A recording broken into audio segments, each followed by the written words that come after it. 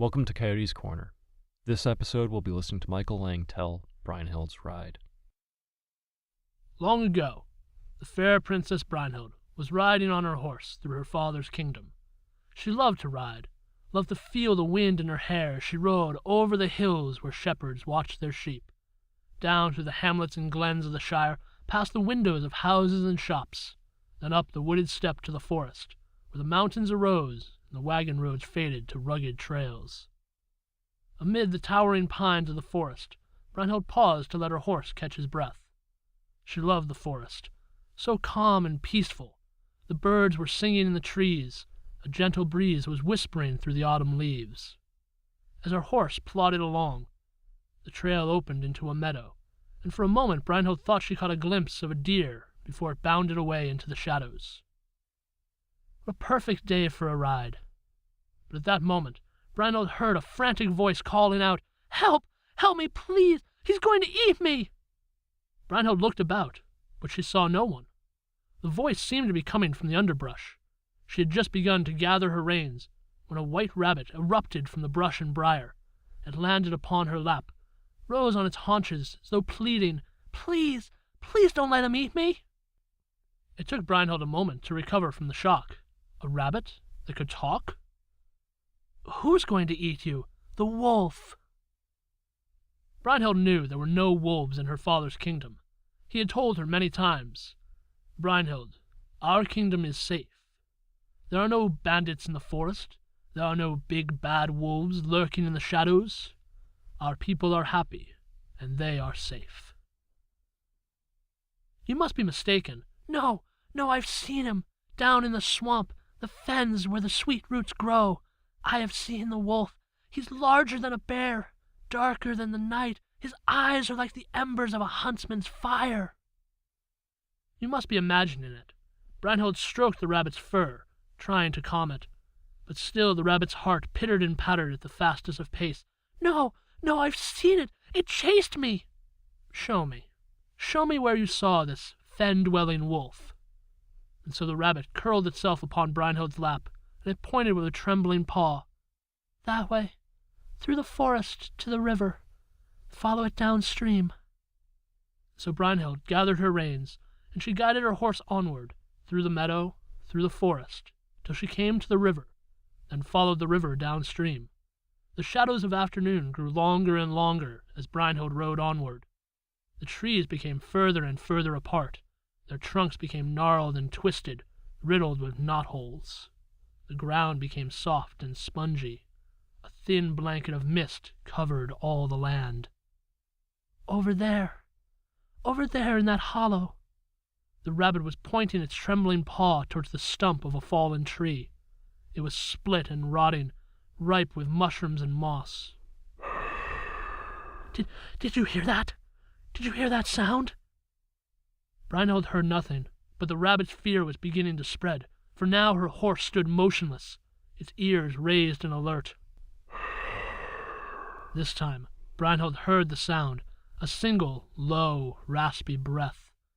She slowly turned her horse towards the sound, and there, amid the shadows of the swamp, she saw one shadow that was darker than all the others. It was just as the rabbit had described, larger than a bear, darker than night, and where she saw the shape of a head and muzzle, she saw two eyes that were like the embers of fire.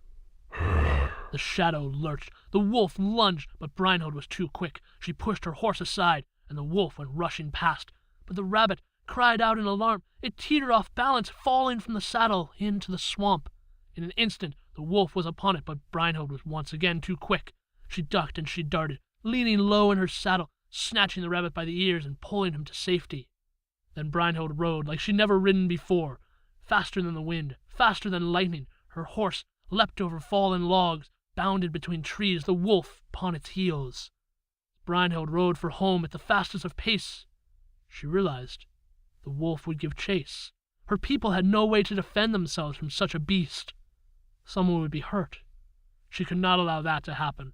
So summoning every ounce of courage she possessed, Brynhild whirled her horse about and rode for the forest, up the wooded steppe, the slopes of the mountain.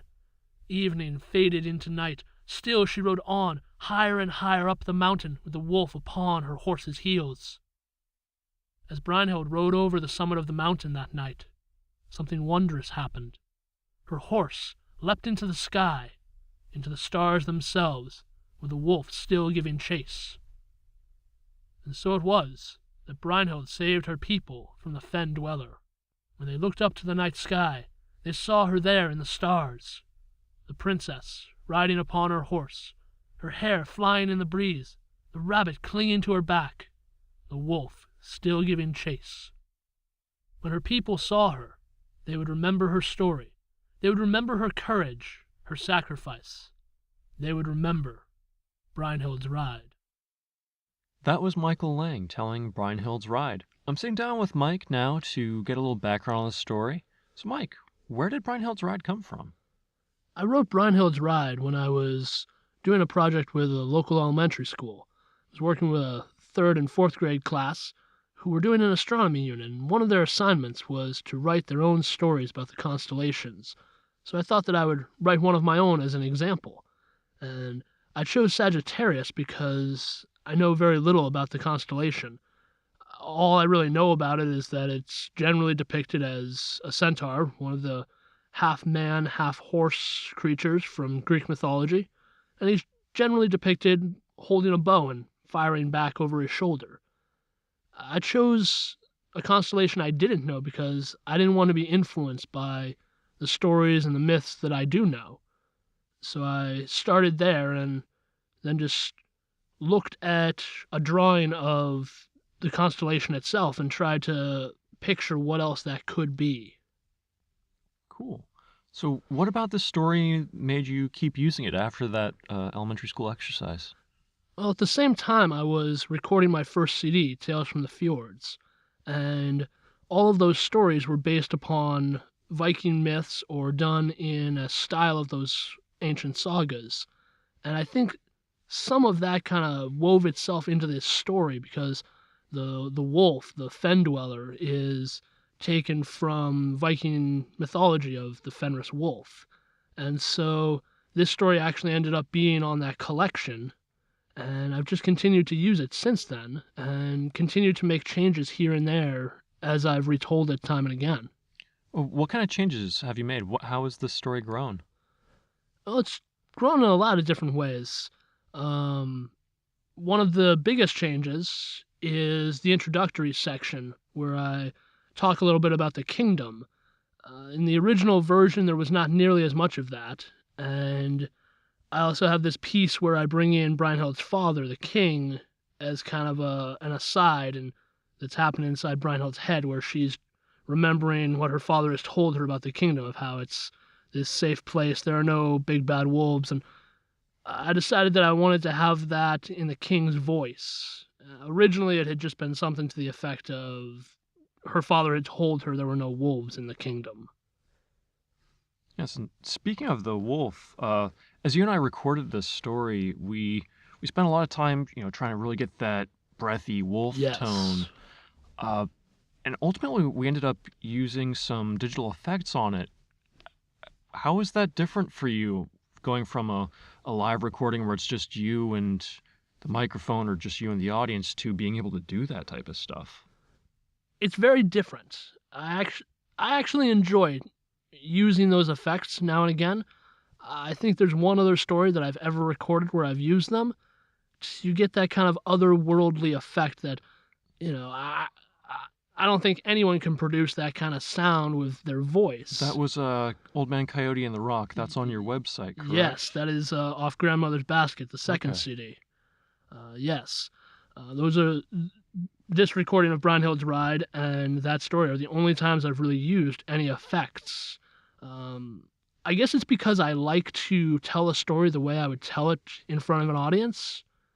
And so on one hand, it feels unnatural to use those kinds of effects, but at the same time, it's kind of fun to record this story and then go back and grab that section and apply this and that to it. I believe for this particular case, we applied a tonal change, shifting my voice down in pitch and then slowed it down a little bit to give it that otherworldly, inhuman quality to it Yeah, yeah. It no longer sounded like you. at But it still all. actually Right. sounded. I don't want to say natural because it does sound otherworldly, but it's not like we're using a synthesizer Right. Yeah. or It's just it's very slight changes to my voice, but they're changes that create a sound that clearly was not created and most likely could not be created by any person. yeah. So kind of building off of that, we used a different technique than you normally use with live telling. What kind of stuff do you take from your studio? As we sit here in Studio 417, from your studio recordings, what do you take to your live recording or to your live sessions?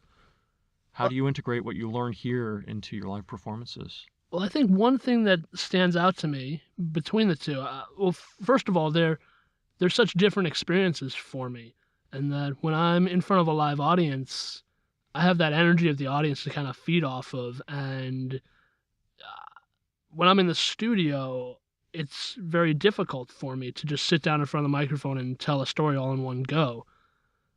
But I find that with those multiple tellings in front of the microphone, I'll use words that I wouldn't have normally used, or I'll use my voice in a different way.